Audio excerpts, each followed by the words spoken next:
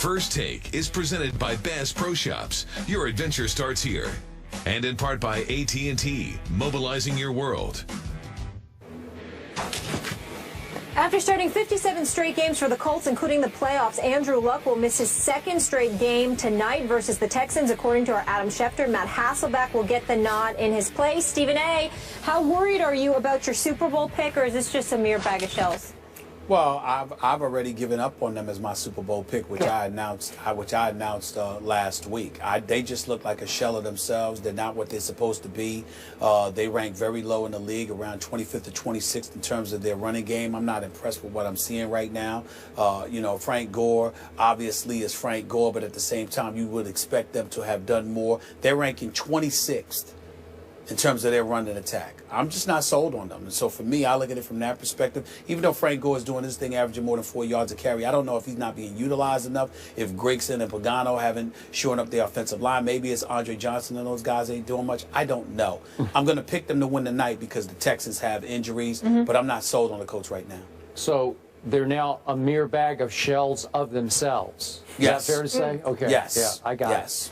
Okay, the irony of what happened to your Colts last week may have been lost on you because they actually did remain barely afloat because they managed to overcome Jacksonville. I watched them. Because Jacksonville's new kicker, a kid named Myers, missed 2 easy field goals at the end in overtime, regulation overtime, at Indy that allowed the Colts to survive to be 2-2. And why is he kicking for the Jacksonville Jaguars? Because they traded away Scooby-Doo Scrubby. Remember the guy you ridiculed at Pittsburgh? They traded him to obviously your Steelers. And then in the toughest place to kick in the National Football League, you condemned him for missing late field goals there, which nobody can make because it's just impossible to kick in those conditions. Did a good job. Sweezum did a good job before he got hit. He was okay, but I don't know that he could have made a 50-yard field goal because they're rarely made there. It's just impossible at Heinz Field to kick in the tricky gusts and the wind. So Scooby-Doo Scrubby, if he had still been in Jacksonville, where he was a very clutch kicker, 5 out of 5 on walk-off kicks, I'm pretty sure he would have been 6 out of 6 on walk-off kicks inside in Indy, and that would have completely done in your Colts because it would have dropped them to 1-3. Am I right about that?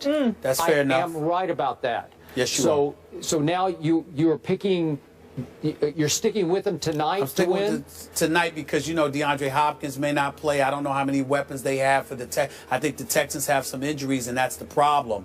I think, to me, the Colts, I have not been impressed with them, but I think that the Texans have too many injuries, and the Colts can find a way to squeeze this out. I think the Texans have to win this game. I think that they have to win it. They have to win it, but Skip, they just don't have enough. Okay. I agree with you. They have to win. They just don't have enough. I think the Texans are going to put your Colts almost out of their early season misery here. I wouldn't be surprised. I wouldn't be surprised. I ain't going to lie. All right. How about those Cubbies, guys? How about those Cubbies? Right? This is going to be their year. Meant to be. Not against the Mets. We'll see. See you guys tomorrow. We'll be picking all the games. According to multiple reports, Knicks coach Derek Fisher was involved in an altercation with Grizzlies forward and former teammate Matt Barnes. The New York Post, which first reported this story, stated that the altercation was because Fisher is dating Barnes' estranged wife. Stephen A., what's your reaction to this? Well, my reaction to it is that it's unfortunate. The personal details of what transpired is not something that I'm going to get into. I can promise you that much. I think it would be incredibly inappropriate because obviously, it's not just the adults that are involved. There are kids that are involved. From my understanding, that's obviously something that that incited Matt Barnes to some degree. Nevertheless, it's not something that obviously makes Derek Fisher look good. I know both of these guys. I respect the hell out of both of these guys. And on a personal level, I'm certainly not going to go into the details of what I obviously have heard. But what I will tell you is that if you're Derek Fisher, regardless of how Matt Barnes looked because of his checkered past in terms of, saying something to James Harden's mom and, some of the things that he has spewed to other folks in the stands on occasion, the person that really, really looks bad to some degree is a Derek Fisher. You are the coach of the New York Knicks, and although you were out in California to see your family, your children, you remember he filed for a divorce last March, His kids are in Los Angeles with his wife, with his estranged wife Candace, who I know as well. The situation is very shaky, to say the least. But when you're out there and you end up having to miss a day in training camp, fresh off of a 17-65 season, and you're not with the team, I think that Frank Isola of the New York Daily News, my friend, somebody that I know covers the Knicks over the past 16 years, better than anybody that I've seen in quite a long time, he knows when he sits there and says and writes that the free pass that Derek Fisher had last year, that honeymoon period is now officially over. He's absolutely right, because you don't need to have any kind of distractions. The New York Knicks are bad enough all by themselves. I suspect they'll be better this year with Aflalo and Robin Lopez added to the squad. But you are fresh off of a 17-65 season, which, if you can believe it, is the worst in franchise history, worse than anything we had seen prior to last season. When you take that into account, along with the fact that there are questions about Phil Jackson's involvement, and suddenly he's going to be more involved, even though he was paid $12 million a year to be involved from the beginning. And then you bring in a coach who's never coached on any level before, and you have the kind of season that you had, and then you combine that with filing for a divorce, with having or being involved with a woman that's on the show Basketball Wives, which, in all honesty, I mean, I have no opinion about that, but I happen to know the NBA is appalled by the show. It makes them cringe. At least that's what I've heard from folks inside the NBA office, and certainly Frank Isola accurately wrote that as well.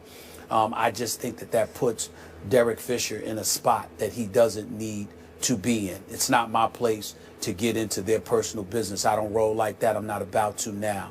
Fisher and Matt Barnes have to handle their own business. But I will say this, Matt Barnes, the NBA has no business getting involved with Matt Barnes as opposed to it being fine. You need to talk to him and make sure that that's not something that happened again.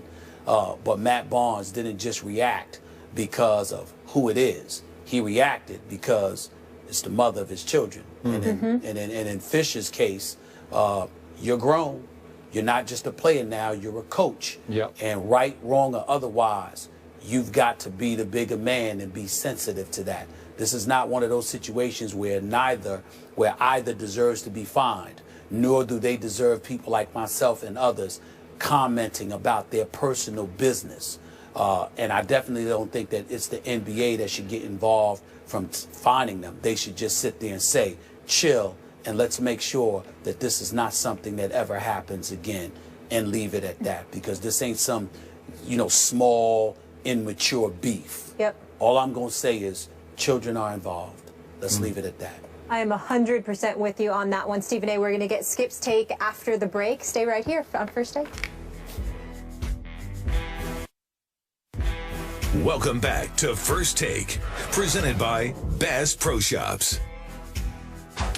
Before the break, we were discussing the Derek Fisher Matt recently had, and we heard Stephen A.'s take. Skip, we didn't get to hear from you. What's your reaction to this whole situation?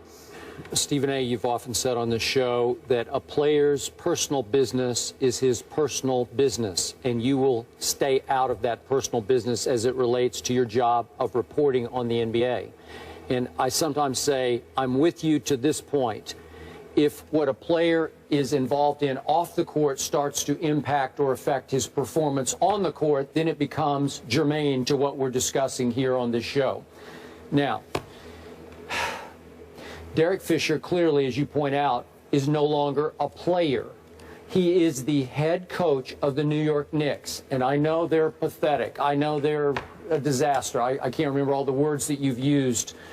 What's your favorite expression about the Knicks? They're a travesty or whatever they are. All those a basketball abomination. Yeah, basketball but abomination. They'll be better this year. Okay, fine. I get that, but they're the once storied New York franchise that has a great but distant past and tradition. And Derek Fisher has to accept that he has now a new responsibility to be the face of that franchise right now. I know Carmelo is too, but Derek Fisher, is the new head coach, has to assume that he's the face of the franchise and the tone setter for that franchise.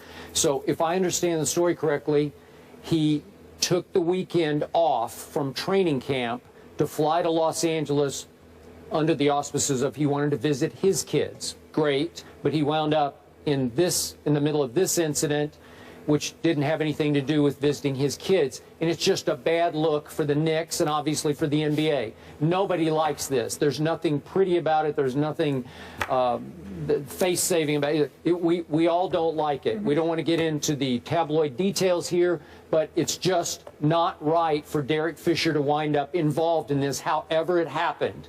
So he just has to continue to grow up as a head coach and realize, I can't involve myself in these kind of situations anymore. Maybe as a player, it was a little different. As a head coach, no, sorry.